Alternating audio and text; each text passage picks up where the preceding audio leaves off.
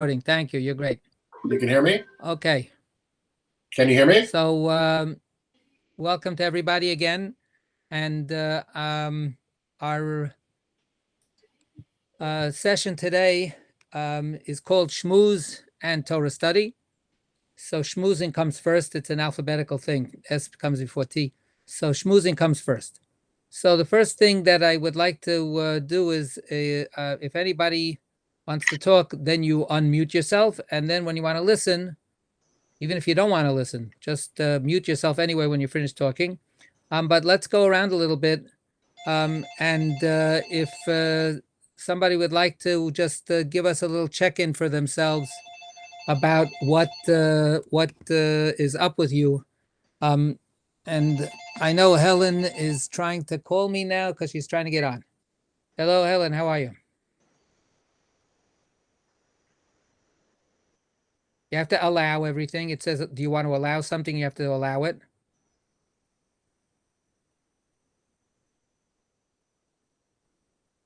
Okay, you know what? Can you do me a big favor? I'm going to push you onto John Lasseter. Okay, because I'm trying to do the session. Okay, thank you. I hope you'll get in. See, this is what Vayikra is all about. And God called up and said, come on, come on in. So, okay.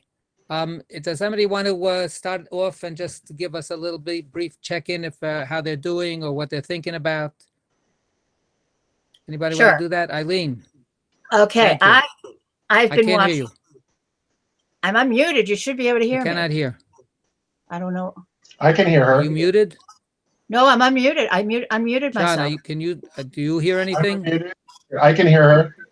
I can hear her also. I don't hear a thing. Oh. Oh, you know what? Anybody? Because my mic was off. Oh. My mic was off. Okay. Now it's on. Now you can hear me? Hey. Okay. Did everybody hear everything I said before this? Yes, we all did. We Good. heard it. I Yes. didn't. Go ahead, Eileen. Okay, so I've been spending without a library, without two libraries, spending a lot of time doing webinars. It looks like you got a plenty good library right behind you. Yeah, but it's all children's books. Really interesting stuff. But what I discovered was that I'm going to do Zoom Seders, I think, with my family. And it will be the first time in years that we will be not in the same room, but on the same page. So, well, you know, there is some good that's coming out of this. You all have right. to look at the good side. I'm glad you're looking at it that way. Well, you have to be somewhat, you can't be totally pessimistic. It'll destroy us. Right. Anybody else want to join in, say a few words? Hi, it's Carolyn. Can you hear me? Yes. And I can see the top of your head. The top of my head? How can I make it different? Adjust your screen down. Is that better? Much better. Okay. It's the first time ever since I've been a baby that we won't be together for Seder. And that's hard. It's very hard. Right. Okay, so starting from when my grandfather led the Seder all the way through coming to my house and then my brother's house. It's very hard. Okay. Yeah, it's a tough time. Anne. I want to pick up on something that Eileen said, and it's something that is very heartwarming. I've seen so much evidence of community spirit and civility and caring in the last 10 days. It makes me feel very good, very positive about our ability to help one another, to acknowledge one another. Strangers are just smiling on the street and waving. And it's just, it's a renewal of something that I think we've been missing for a very long time. And it's too bad it had to come to this to help us get to it, but I hope we don't lose it. Amen. Yeah, I hope so. This is Mark Shalom. I'm on the phone, which is why you can't see me, which is good for everybody. Yeah, thank you. The only comment I want to make is this period will allow all of us to be a little bit introspective about what really matters. And and it gives us a forced look at ourselves and our environment and what is truly important.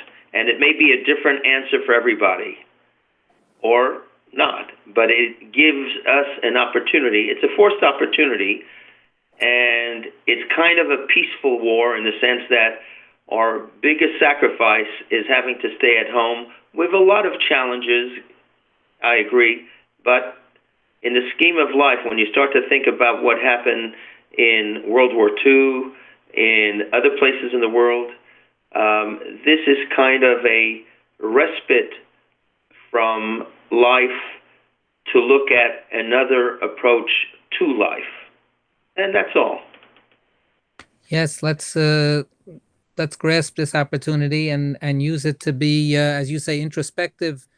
Not everybody likes to be introspective. So we got some time on our hands, and this might be, to use the metaphor of our beginning of our Torah reading, to go into our inner sanctuary, to get in there. Yeah. More? Anybody else?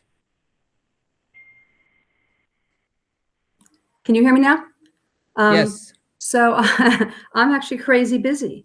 I am working from home, but all of my courses have to be converted to online, and that's taking an enormous amount of time to do a good job of it.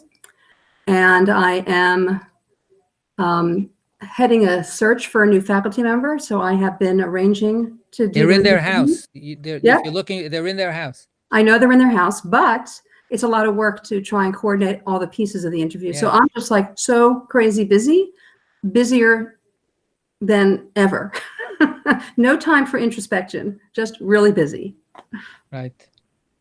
Well, we're all wondering how long this is going to last. And I can certainly resonate with what you're saying. I really feel also that I don't have a single second. Everything, it takes extra time, and people have extra needs.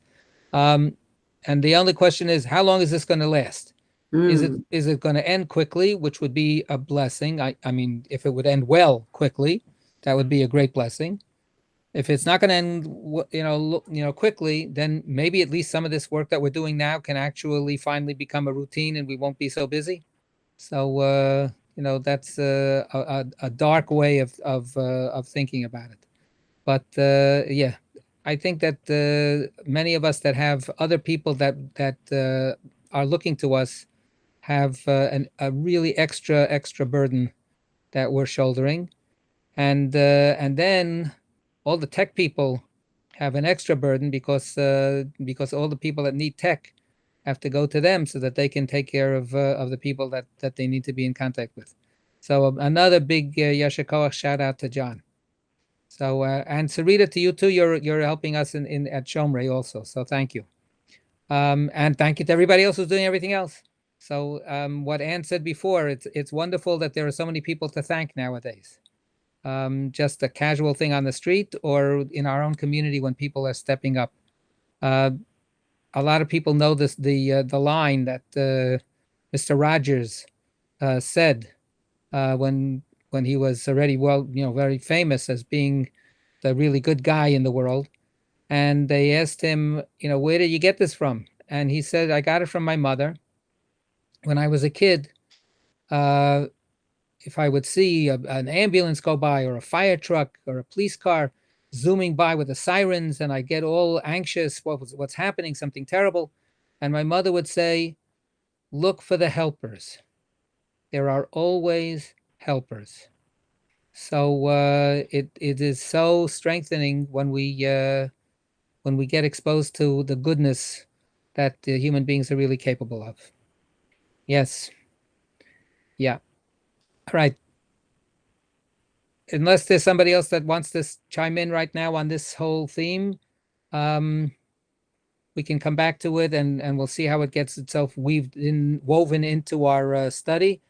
We're doing Torah study. Usually we do this at 8:30 in the morning on Shabbat. Can you hear me? I wanted to chime in for a second. All right, Jennifer. No, I was just, of course, the thought just went right out of my head. Just what you were saying about the goodness that comes out in a crisis. I mean, we saw that after Hurricane Katrina in Baton Rouge, and it wasn't surprising, really, in retrospect. It was across all classes, income levels, races. In Baton Rouge, that means black people and white people. There are no white ethnics. People generally who lived in good faith and at peace opened their doors. The people who were scared stayed home and kept the gun out, right? And it was an astonishing thing. People who are scared are scared, and they act like scared people. And people who are connected will be more connected. That's all I have. Right. I just think that it's that's obviously complicated, and I think many of us are scared, but that how we're responding sometimes is not about just going with the fight or flight, but in the middle there's also find a way to help. So and yet still be scared. Right. I don't see. I'm not saying it's the same kind of disaster at all. Obviously, Right. not, because we can't go out and feed the hungry and hug the frightened. Well, we can we can't hug people, but we can feed the hungry. Mesh is doing that heroically. I know. As I think we all know, and that's a great thing. By the way, I just put something on Facebook, the Shomrei Facebook member thing. I think I did that. There's an opportunity. Zelda and I are part of I think it's a CSA. Is that what it's called? Where we get food from a local farmer. Somebody else involved with something like that? Anyway, there are local farmers that depend on selling local, and the local farmer that we get from the co-op group is circulating a note that the farmer has no workers because all of his farm hands have been either sequestered, quarantined, or maybe even kicked out of the country. So he needs people. He needs farm hands to plant and eventually to harvest food, and that food goes to people. And then this is a farmer who all of his surplus goes to feeding needy people, hungry people, food kitchens, and so on. So I placed that. Hey Serge, so I placed that notice on our Shomrei Facebook page. So if you know somebody who wants to go and work on a farm now, it would be a tremendous mitzvah all the way around, and would give somebody a way to be out in the fresh air and do a very good deed. So check it out. There are ways to help. Okay. Noah just texted me that she cannot get on this. Why not? I don't know. She said she clicked on Schmooze and it takes her to Google and apps with no link. Tell her to go back to the Shomrei website. Yeah. Go to the right-hand side of the first page of the Shomrei website. It's got the Schmooze Torah study thing there. You click on that. It takes you to the Shomrei calendar with a window that then says you want to join Google Meet, and you click that, and then you just get in. Okay, So, I'll text her. Thank you. Please. Thank you. Rabbi, if I Yes. could pick up on something you were just talking about with respect to food. Yes. If anybody knows someone who's shut in, who's an older resident, there are two options for them. One, Tony's Kitchen is delivering food to older residents, and if you have any names, you can just forward them to me and I'll get them onto the database. The second is there's an organization called umbrella.com, which has offered to actually bring groceries to somebody's home. They're charging a very small fee, it's $5, to actually fetch the groceries and bring them to somebody's home. So there are two options for people if you know they're shut in and they're running low on food. Thank you. Thank you. All right, so now we're going to turn to studying some Torah. As I said before, this is something that we usually do 8:30 in the morning, the hour right before services begin. and your screen has frozen. Is everybody frozen? Yes. Is everybody? Can somebody wave? I don't see anybody. I don't see anybody moving. You're not, you're moving. Now you're moving. Now you're Yeah. moving. Thank Okay. you. Okay, now you're good. All right. So we have now a whole infusion of people who are attending. So that's another one of these upsides to this catastrophe, that people that wouldn't be able to get up and out at 8:30 in the morning to come and study are able to do this now. So welcome. The Torah portion for today, for our study and looking forward to Shabbat, is the new book that we're starting, the book of Vayikra, Leviticus. It's the third book of the 5 books of Moses. And as such, it is the center, the core of the Torah. And we've talked about this and acknowledged this many times. So much of the book of Leviticus is hard for us to relate to. And yet it is in its place the central book of the Torah. You know, we love Genesis. It's got all the great stories. We talked about that a little bit in the story session. Exodus has the wonderful stories about about getting out of Egypt and Moses and drama and all kinds of stuff like that. Leviticus has very, very, very little narrative. It's got a lot of laws, and laws about many subjects, but it has love your neighbor as yourself in it. But it also has the laws that we start this Torah portion with, which are all about sacrifices. Yay! So this is the central theme that will occupy the Torah in the next few chapters. And in general, this is called a priestly book in the sense that its focus is on the temple, the priestly rituals, how do you approach the temple, what's allowed to do in the temple, what do you have to do in the temple. All of these things are the central idea. And yet, I mentioned that love your neighbor as yourself is also part of this, because the overarching concept is the idea of holiness. And that is in the center of the center, right? When we get into the middle of the book of Leviticus, we get the holiness code, which really drills down into the concept of holiness itself. So what we usually do when we do Torah study is I put it out. If there's somebody who has a very specific piece of the Torah portion that they've looked at, that they want to focus on. So I'm going to put that out for today as well. If anybody cheated and read ahead, if somebody has a particular theme or text here that is of special import for you today, we can listen to what you have to say as a suggestion.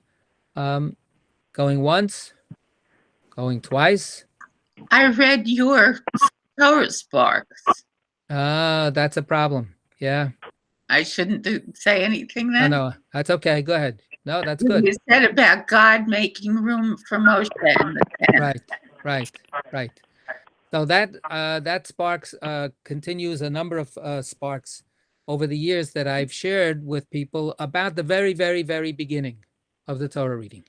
So before we get into all of the laws, I said that there's very little narrative in Vayikra, and yet the very first verse of Vayikra is a little micro narrative.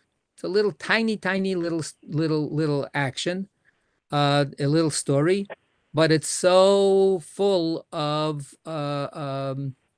what can I say? Profound mystery to so many of us. The first verse is Vayikra el Moshe, Vayidaber Hashem elav, me'ohel moed lemor.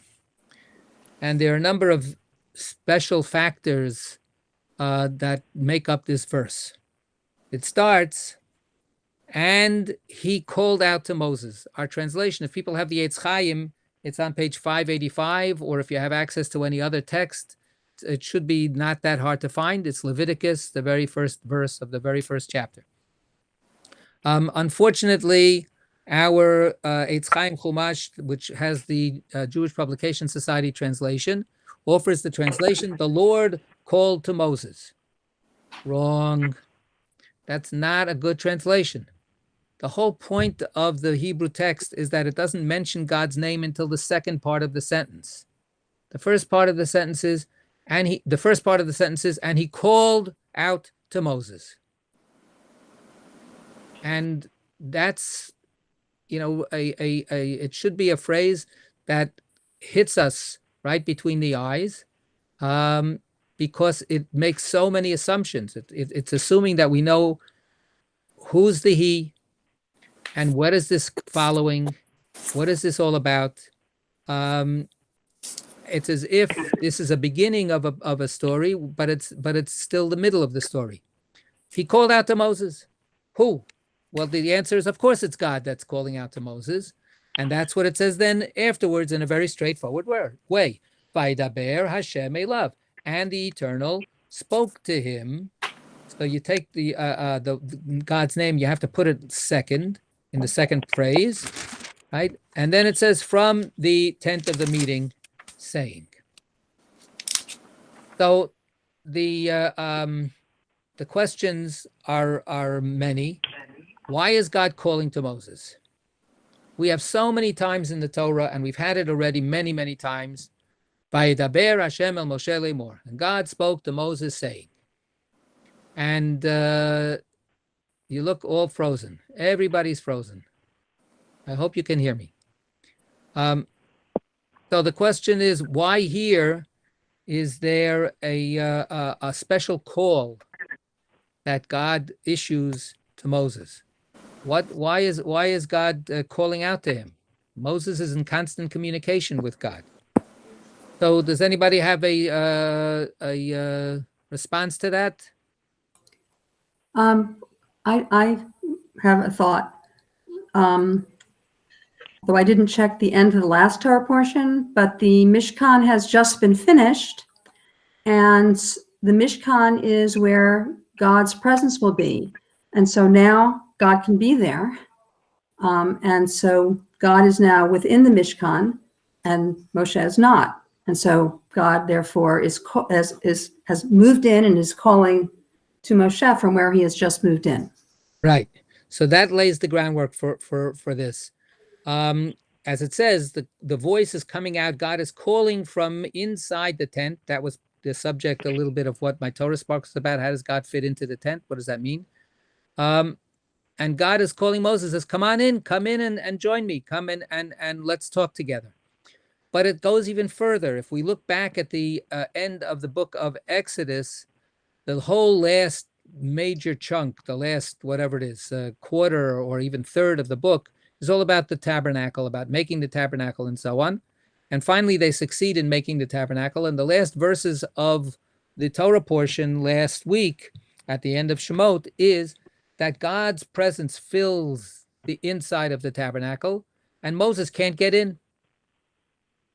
Moses can't get into the tabernacle. He can't get into the tent because there's no room, because it's full. It's up to capacity. It's full of God's glory. It's full of God's presence. And Moses is physically unable to get into the tent. So that's the end of last week. Moses has tried. Moses has sought to get into the tent, because after all, this is what the whole point was. We're going to build this wonderful tent of meeting. We're supposed to meet inside. Let me run inside to the tent and go in. And he hits a stone wall, so to speak. It's like trying to get into the subway in the middle of rush hour. There's no room whatsoever. You can't get in.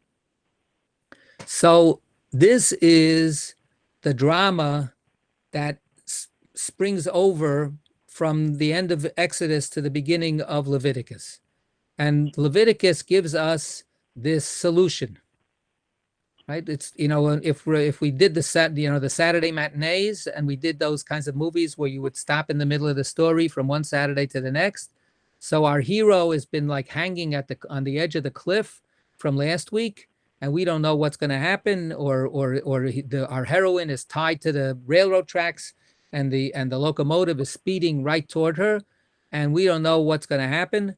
And then we stopped last week at that moment, and now we get to the beginning of the next episode, and the way that the hero or heroine is saved is by God calling to Moses, by God inviting Moses to come in. So, and this is the mystery that I talked about a little bit in the Torah Sparks. And let's ask that question just plain in a very simple way. How does God calling Moses let Moses in if the whole problem is that God's glory, God's presence has filled the tabernacle? So it's like saying to somebody, sure, come on in, sit next to me, but you're taking up the whole seat. There's no place to sit. So what good is the call? Or how does the call change anything? Anybody?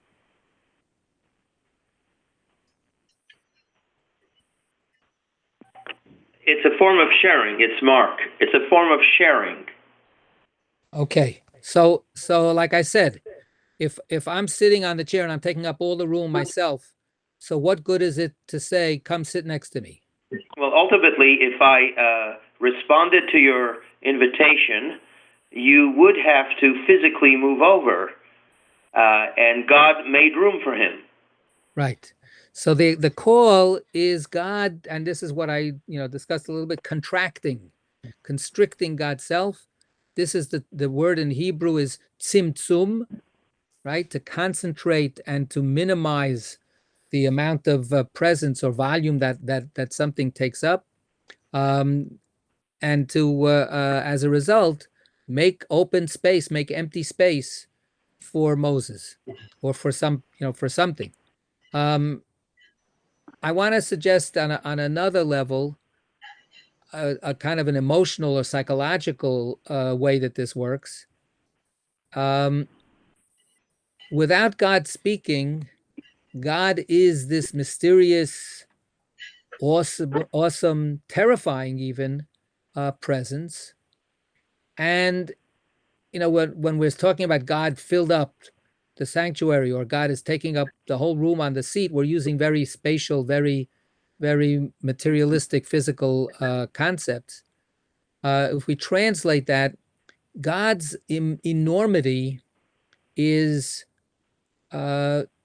impossible to grasp, and is even maybe even off-putting.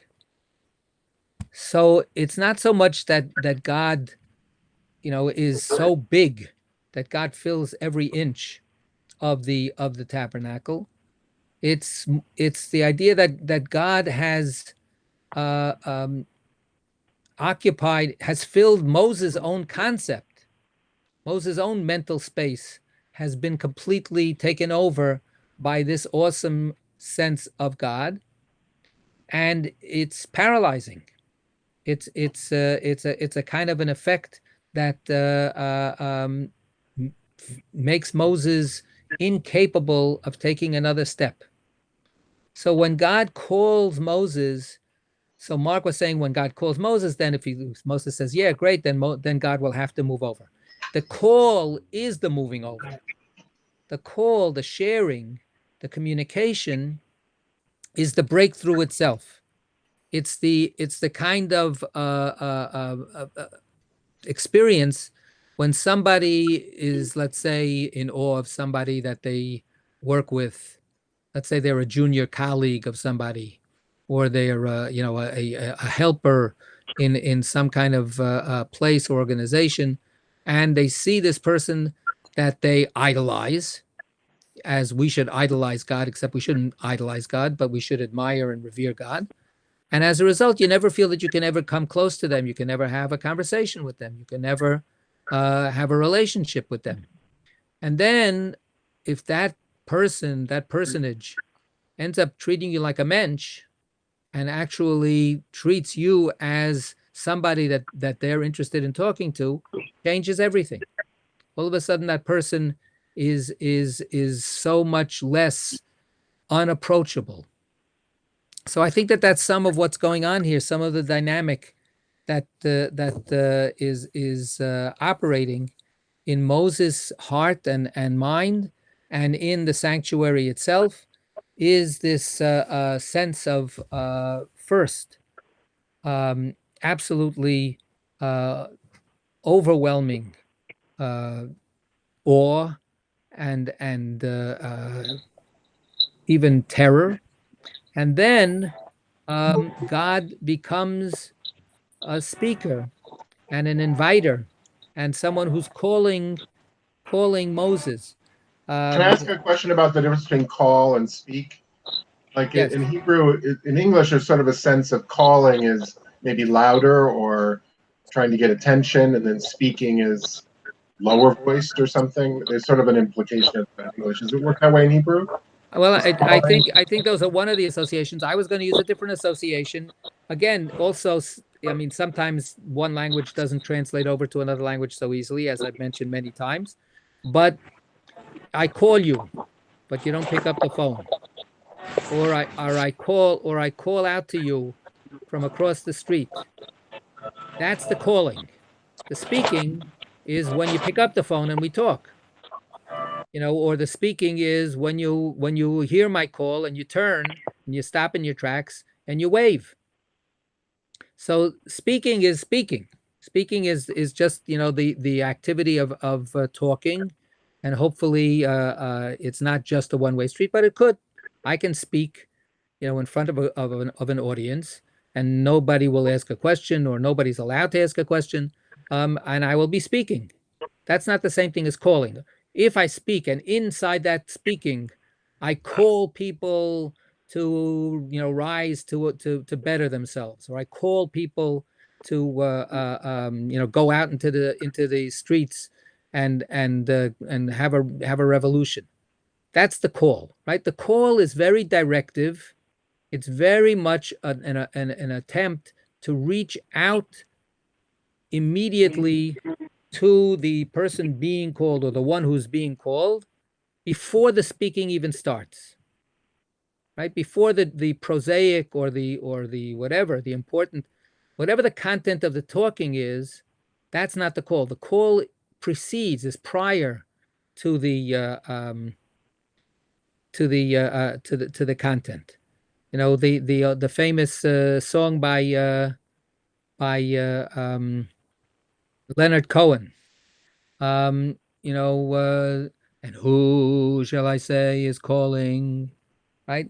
That's not about the words. It's about the person turning towards somebody for the desire of creating some kind of connection, and then the talking comes after. Does that answer what your question? Yeah, I'm just trying to, because today I was called by one of my bosses to tell me the show is canceled. But that's the third one this week. But the other two sent me an email, so it made me feel special that they called me, right, and made me feel important or considered or whatever. Right. So it was striking that for me. It feels like God calling to Moses probably makes Moses feel important or feel desired in a way different than just speaking. Right. So the speaking could have been identical, right? The words that were communicated to you about canceling the show, I'm sorry, could have been identical in the email as well as in the phone call. But what you're picking up on is that the call had extra meaning beyond the words, right? It was because that person made the effort. Right, being called out, yeah. Right, to actually touch you in some way, to reach you in that direct way. And that's, yes, that I think is very much what happens here. And the words in Hebrew are different. Kara is call, and diber or omar is to say, to speak, to talk. Right. So the calling is very special. So that wouldn't that be particularly important? Because if Moshe was struggling to get in, he could have become discouraged and gone away.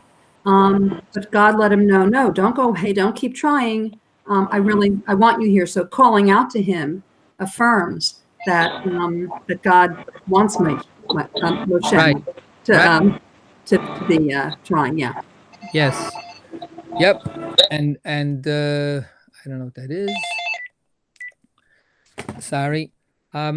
Yes. So the connection, the relationship is established from that calling, and then the official part comes later. Comes in the second part of the verse. Vayedaber Hashem elav, and then the Eternal spoke to him and said. I think I would like to share a text. It's a little dense. It's a little difficult, but I think it's worth trying to take in. And this is a teaching by one of the great Hasidic masters, Rabbi Yitzchak Isaac Yechiel Yehuda Safran of Komarna. And he talks about this first phrase.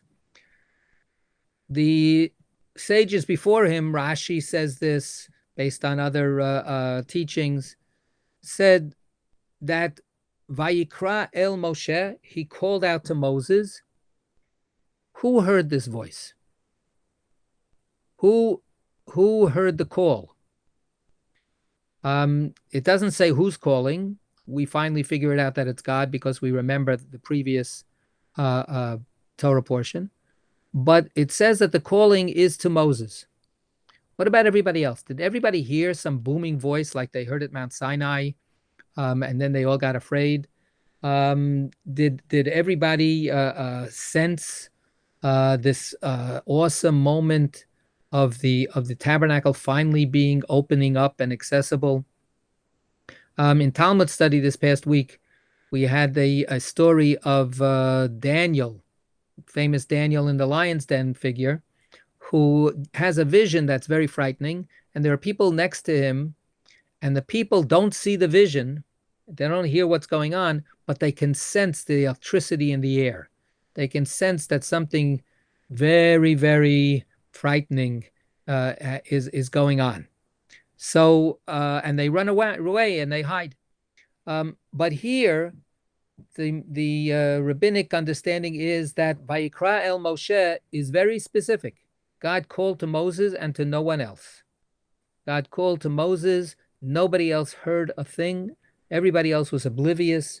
Everybody else was completely out of the loop here and did not experience anything. And then Rashi says this. It says, May Ohel Moed, God spoke, God called from the tent of meeting. And Rashi says, this teaches that the voice, the call, didn't go out of the tent of meeting. It never went out of the spatial confines of the tent of meeting itself. So this is going to be a problem that Rabbi Yitzchak Isaac Yechiel Yehuda Safran is going to grapple with, along with the entire mystery of this call. If it didn't go out of the tent and Moses was outside the tent, how did even Moses hear it? So I'm going to read it slowly, and we'll see what we can come to understand. The root of the truth of the calling mentioned regarding Moses, in which it is not made explicit who is calling, is that Moses' prophetic vision was through a speculum, a lens that shines. That means that's completely transparent. He saw clearly that he could not yet see. And he knew that he could not yet apprehend anything of the immensity of the blessed Ein Sof, the boundless one, which is the name for God in God's entire enormity and transcendence. So what Rebbe is saying is the reason that the name of God is not mentioned is because the calling comes from a place, from a godly place that has no name. It comes from that sense of enormity and transcendence that goes beyond all words that we can ascribe to that source, and yet it's calling to Moses. Therefore, it says, Vayikra, he called to Moses, without making clear who it was who was calling. But Moses hears that. Moses understands that it is this ungraspable aspect of reality that is calling him. That's very paradoxical, of course. But what it's saying is that there's an intuition, a sense, a feeling, a hearing that Moses intuits or apprehends about some dimension that he doesn't apprehend. He gets a little bit of a sense that there's something there that he doesn't really have control over, that he doesn't really have a grasp of. And therefore, the teacher set it up here. The teacher meaning the writer of the Torah, that the call preceded the speaking. Because for every speech, there was first invitation by the divine light that invited the prophet, drawing him from this world so as to call him to the divine light until his soul was stripped away from his body. So the Kamarna is again very, very exactingly slicing the difference between a call and a speaking. And he's saying a call doesn't necessarily mean somebody saying, yo, Greenstein, listen to me. A call, and of course in among clergy, there's this whole sense of hearing a call, right? Or feeling a call. A call doesn't have to have any words. According to what the Kamarna says here, this sage, he's saying the call was a sense of some source of light that was attracting, that was pulling, that was enticing Moses' soul toward it. And this was his yearning then to get past the prosaic limitations of this physical world, including his own body. Understand that the caller is the one calling all the generations from the beginning. So what the Kamarna says is actually when we hear that Moses was called and nobody else heard it, it's not because nobody else is called. It's because nobody else hears it. Moses heard what it's possible for anybody to hear if we prepare ourselves adequately, spiritually. So this is now what he's going into. The reason for the call is explained as deriving from the term those invited, hakruim, and prepared, hamezumanim.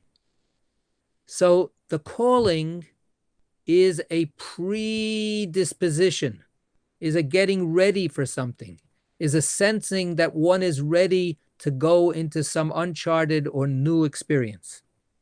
It is the preparation of the overflow of divine light that flows out of the boundless divine light to draw the prophet's thoughts toward the Blessed One in absolute bonding and connection and fervor.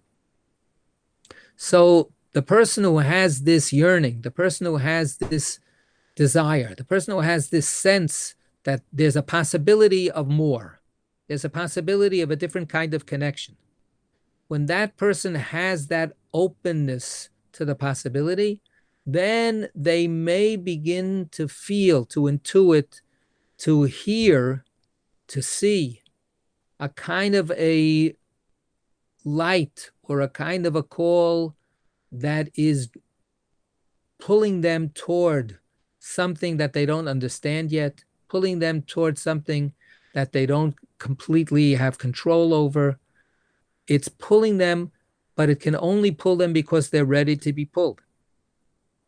The source of the call is the one who calls all generations from the beginning.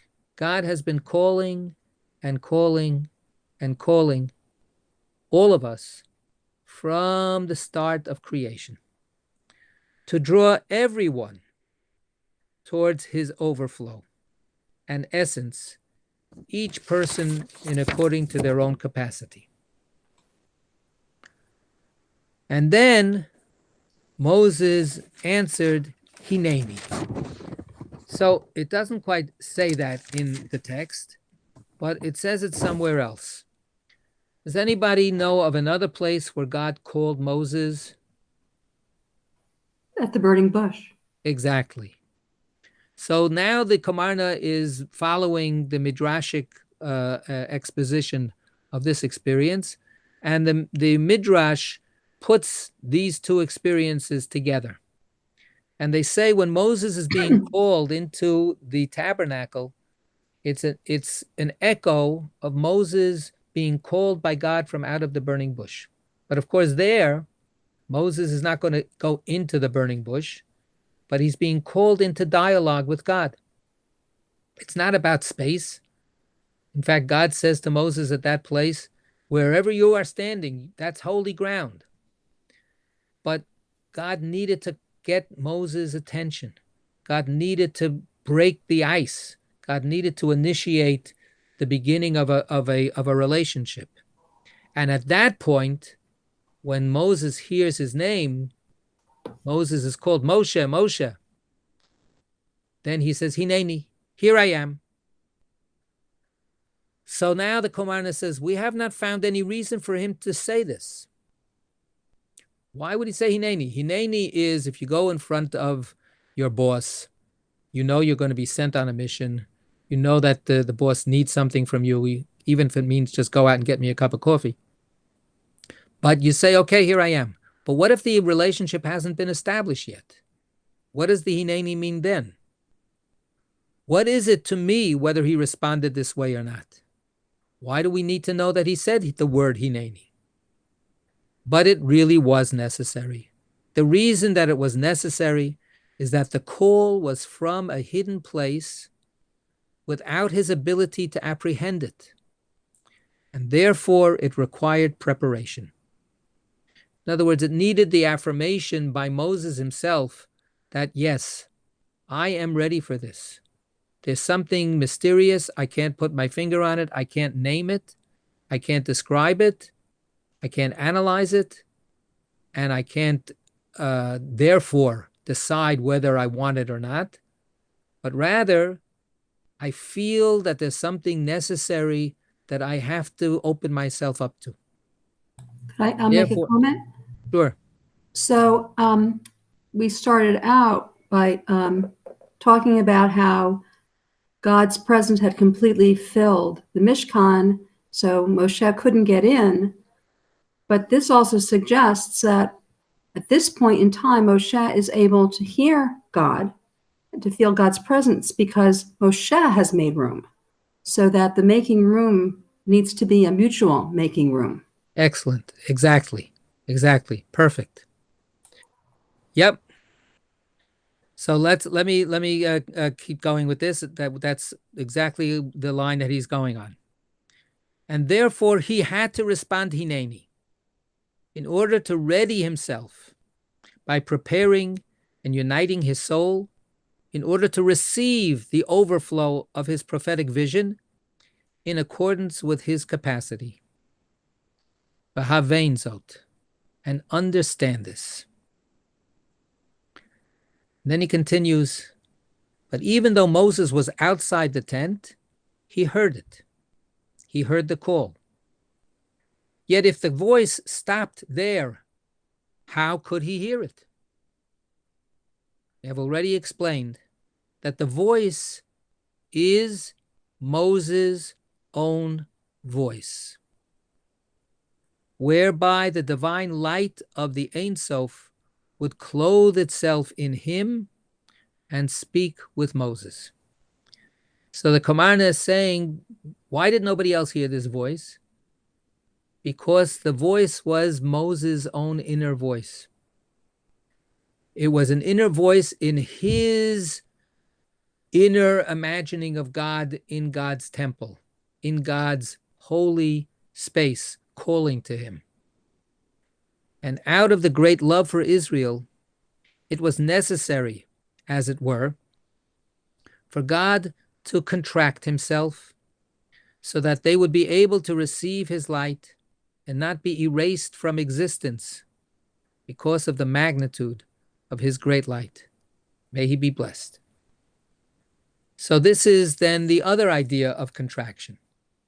It's not simply that God makes room for Moses, but it goes even into the paradox of what our relationship is to God. In order to make it possible for us to have a relationship that's true, it's really important for us to understand, as the Kamarna says, to understand how much we don't understand. To understand that whatever we grasp of God is nothing in comparison to who God is, so to speak. And the fact is that we can't even say those words.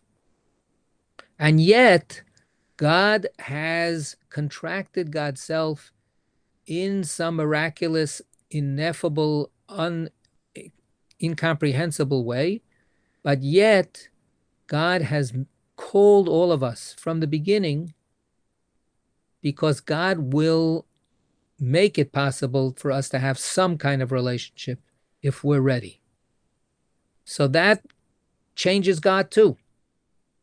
God's presence, no matter how awesome it is only a presence that can somehow touch us.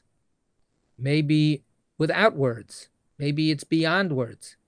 But nevertheless, God allows God's own being not to overwhelm us completely, not to completely wash us away, which is within the possibilities of God's being. The idea that once there was only God, and God making it possible for us to be who we are requires God to not exercise all of God's options.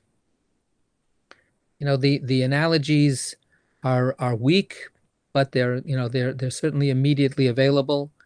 When a parent starts letting go of a child, that's a tzimtzum. That's a contraction, right? Letting the child make their own decisions, letting a child go their own way. That's one kind of tzimtzum. But then there's another kind of tzimtzum. And the Hasidim were very fond of pointing this kind of role that we play when we are with little children. Little children are not capable of making their own decisions and going off and making a life for themselves. They're totally dependent on their caregivers. When the caregiver gets down on their knees and plays the game that the little toddler shrieks with delight at doing, even though it's a completely silly game, and the grown-up, the caregiver, is filled with delight because of the delight of the toddler, that's also tzimtzum. That's also a kind of contraction. What do you mean? I'm an intelligent person. I'm a college graduate. I have a career. I'm a rational thinker about the world. I can't be bothered by all this silly childish stuff. And yet, if there's care and there's love, then there's almost no greater joy than tzimtzum-ing oneself, constraining oneself, constricting oneself down to the level of that little one so that you can share with them their experience. And the little one has no clue about the fact that you also know quadratic equations, or you also know Plato's philosophy backwards and forwards, or you'll know the Torah upside down and sideways. That's totally irrelevant. All of your capacities and all of the things that are meaningful to you as you are completely irrelevant to the truth of the moment of relationship with this little one. And that's part of what, in traditional terms, every human being needs to kind of celebrate and laugh about, and also be in awe of. That no matter how mature and sophisticated and successful or powerful or whatever we are subject to God's great love in a very, very asymmetric way. And the symmetry is itself, when we sense that there's a symmetry, the product of a great love. But it's a love that shouldn't drive us away. It's a love that should draw us, call us to come closer and closer and closer. Opening it up, any comments from anybody? I was thinking about the storytelling class, and it was occurring to me that any kind of storytelling is a way of contraction, because you're contracting to just the essence of what you know of the character or the person in the story. It's not the full experience of the person. That pretty much any time we tell each other anything, there's a contraction, because I can't know everything about you. I can only know this part of you that you're telling me. So it's like everything sort of is a contraction in a way. Right. Without giving something form, and form always contracts something. It always limits something into the shape that it is. We're in chaos, right? So everything ends up becoming a contraction. And just to follow up on what you're saying about the stories, that's also one of the big issues of how we talk about others. The story that a person tells of themselves to us, or the story that they tell, that's a contraction and that's a limitation. But then when we tell stories about other people, we don't always realize that we're talking about a very small, tiny little sliver of that person. And often we like to tell stories in order to think that we're, or to show that we know everything about that person. Now, let me tell you what I know about this person. And that's the danger of what's called evil speech, gossip, lashon hara. Right? When we don't understand that every story is, like you say, a tzimtzum. It's a constriction. It's just one tiny little piece of a much, much bigger puzzle. Anyone else? Okay. Then we're going to call this session to a close. Do I have a second? Okay, good. Thank you for joining. Thank you. Yashikar, thank you. And God, just one more thing. Thank Next you, week, Rabbi. my pleasure. Next week we will Thank continue. you. Next week we will continue, but the following week, I think, is Yontif. Is that correct? Is that correct on the calendar? We are now on the 26th. So the following Thursday is the 2nd, and we will have our continued